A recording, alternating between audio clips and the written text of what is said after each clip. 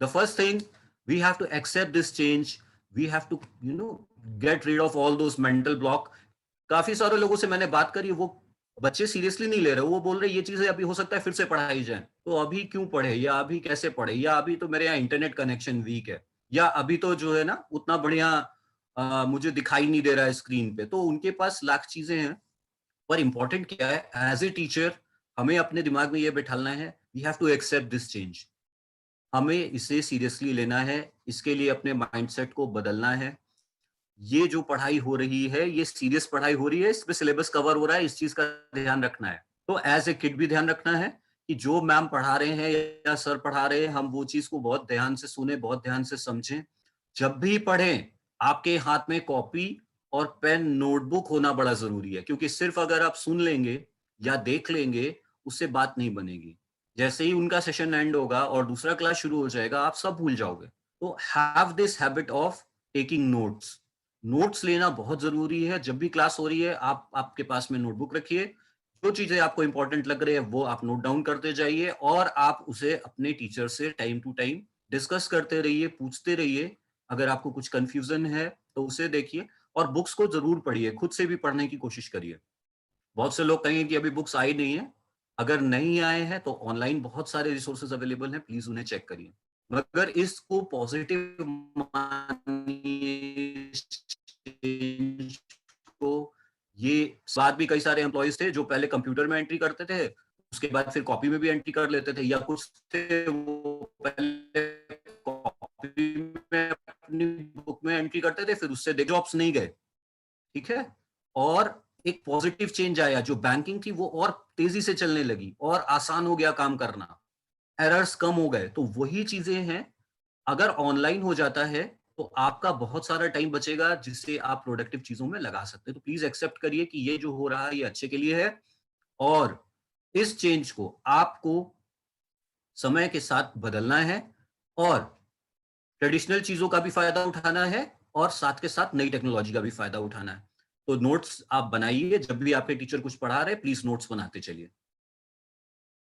इसको बर्डन तो बिल्कुल मत मानिए। चाहे आप पेरेंट्स हैं, गार्जियंस सोचते हैं कि ये बच्चे पूरे दिन मेरे सिर पे कुछ ना कुछ कर रहे हैं। बच्चे सोचते हैं कि अरे फिर पढ़ना है, अभी तो पढ़ा था, अभी फिर पढ़ना है। अरे घर में कैसे पढ़ना है, घर में कौन पढ़ता है। लेकिन सबसे इंपॉर्टेंट बात यह है कि 8 से 2 का टाइम आपके पढ़ने का टाइम था, तो उस टाइम को आपको पढ़ने में लगाना है। ये बर्डन नहीं है, ये आपका डेवलपमेंट है। आपके डेवलपमेंट के लिए ये चीजें की जा रही हैं। और आप ये देखिए कि मीनवाइल जब ये चीजें हो रही हैं, आपको बहुत सारा ऐसा अपॉर्चुनिटी है चीजों को एक्सप्लोर करने की। आपके सब्जेक्ट में ही आपने अगर कोई एक भी चीज गूगल में सर्च करी, तो ऐसा नहीं कि सिर्फ वही टॉपिक मिलेगा, काफी सारे और वेब पेजेस भी मिलेंगे जो उससे रिलेटेड होंगे, आप उन्हें भी पढ़िए। तो एक आपका जो दायरा है, आपका दृष्टिकोण है, जो आपकी सोच का दायरा है, वो एक्सपैंड हो रहा है, वो बढ़ रहा है। तो please don't treat it as a burden, it is an opportunity. इस बर्डन को अगर आप बर्डन इस चेंज को अगर आप बर्डन मानेंगे, तो ये आपके माइंड को ऑक्यूपाई कर लेगा। सारे बच्चे अग्री करेंगे कि अगर एक बहुत हैवी सा सॉफ्टवेयर हम इंस्टॉल कर लें अपने सिस्टम पे, तो गेम्स हैंग होने लगते हैं। वैसे ही अगर इसको हम बर्डन मानेंगे, तो हमारा दिमाग हैंग होने लगेगा, फिर प्रोडक्टिविटी, पॉजिटिविटी कहाँ से आएगी भाई। इसलिए don't treat it as a burden, it is an opportunity,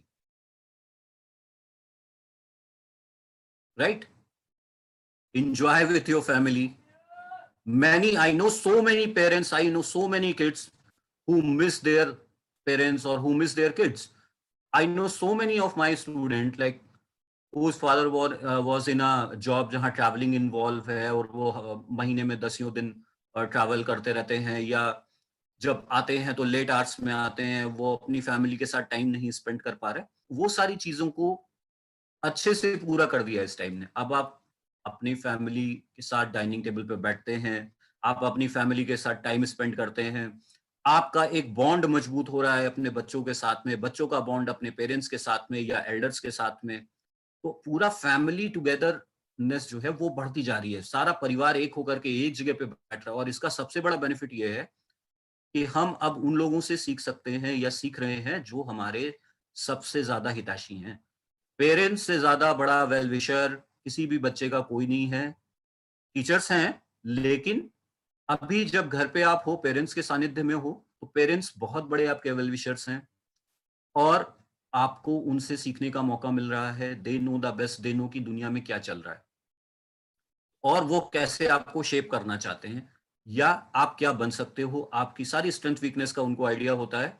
और बिल्कुल सही समय या पेरेंट्स के लिए भी कि वो अपने बच्चों को टाइम दें, अपने बच्चों से बात करें, उनकी आकांक्षाओं को समझें, उनके जो उनकी जो हॉबीज हैं उनको थोड़ा-सा और ग्रो करने में मदद करें, उनको दुनिया के बारे में बताएँ, उनको दुनिया दिखाएँ। कैसे मैं बताता हूँ आगे हम लोग पॉइंट वाइज़ बात करेंगे इस पे। But this is an opportunity wherein you are together with your family, get take time, talk to each other, दुनिया में क्या हो रहा है और एनलाइटन करें खुद को, अपने आप को, अपने दिमाग को, अपनी सोच को थोड़ा-सा उस दायरे को बढ़ाएँ, बड़ा करें। तो this is an opportunity. I hope सारे पेरेंट्स, सारे टीचर्स और सारे बच्चे इसको एज़ एन अपॉर्च्युनिटी ही लेंगे और अपने आप को डेवलप करेंगे। अब कैसे करना है ये आप सबने सोचना शुरू कर दिया। You must be wondering how. देखिए, बुक्स से अच्छा फ्रेंड कोई नहीं होता है।